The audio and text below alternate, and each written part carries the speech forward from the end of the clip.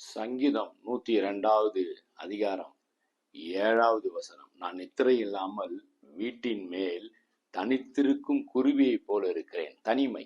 இன்றைக்கு அநேகர் தங்களுடைய வாழ்க்கையில தனிமையில நான் இருக்கிறேன். நான் ஒரு வீட்டுல ஒரு குடும்பத்துல இருந்தாலும் தனிமையை உணர்கிறேன். ஏதேதோ காரியங்கள் சொல்லுகிறார்கள். ஒருவேளை தாய் தகப்பனை இழந்து நான் இன்றைக்கு தனித்து விடப்பட்டிருக்கிறேன். உறவினர்கள் நண்பர்களை இழந்து தனித்து விடப்பட்டிருக்கிறேன். இதெல்லாம் ஒருவேளை நம்ம புரிந்து கொள்ள முடியும். ஆனால் குடும்பத்தில் இருக்கிறேன், என்னை சுற்றி ஆட்கள் இருக்கிறாங்க, என்னை சுற்றி மனிதர்கள் உறவுகள் இருக்கிறாங்க, ஆனாலும் நான் தனிமையை உணர்கிறேன்.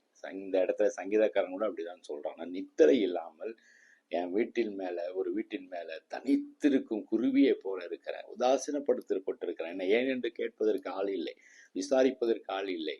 உணவு அருந்தினேனா, சாப்பிட்டாயா, எப்படி இருக்கிற? சொந்த கணவன் என்னை கேட்பதில்லை, மனைவி என்னை விசாரிப்பதில்லை. தனிமையில் இருக்கிறீர்களோ?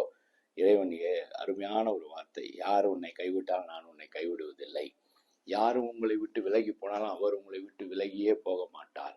நான் உன்னை விட்டு விலகுவதும் இல்லை, உன்னை கைவிடுவதும் இல்லை என்கிற அவரையே நோக்கி பார்ப்போம். அவரே நமது அடைக்கலம், அவரே உங்களுடைய ஆறுதல், அவரே உங்களுடைய தேறுதல். நீங்கள் தனியே இல்லை, கர்த்தர் உங்களோடு இருக்கிறார். அவருடைய பிரசன்னம் உங்களோடு இருக்கும். ஒவ்வொரு நாளும் அவருடைய பிரசனத்தை உணர்ந்து கொள்வோம். வாழ்க்கையில வெற்றி பெறுவோம். God bless you.